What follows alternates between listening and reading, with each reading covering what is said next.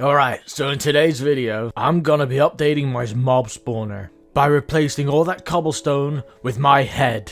So welcome to episode 6 of the Promised Neverland. So let's get straight into it. I started off by updating my sheep farm. I made it a lot bigger and spent hours breeding as many sheep as I possibly could until I had this many sheep.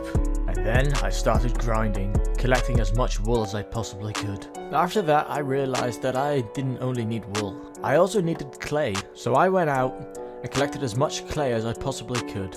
While I was at it, I also collected as much ink sacs as I possibly could for black dye. And I already can hear you. You're asking, why do you need black dye, Jules? To make grey dye?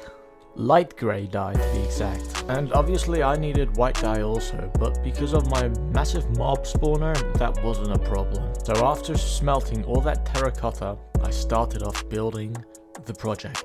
So I started building at the top of my mob spawner. I know we're only 1 minute in this video, but this actually took hours. I kept looking at the top of my skin to see if I could rebuild it, and I honestly thought I did a good job. So after that, I would do my next layer, and then the layer below that.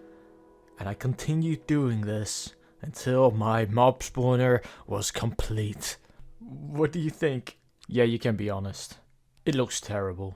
I tried too hard and eventually failed. So I went into the nether, picking up as many quartz as I could, and started once again at the top of the mob spawner, breaking all the magenta dye and replacing it with either quartz or light grey wool. And this also wasn't easy. It honestly took hours. So much work for such a short video. But this is the result. Now be honest, what do you think? Is it any good? I also forgot that the normal Minecraft skin has 2 layers, so I implemented a little bit of white wool around it.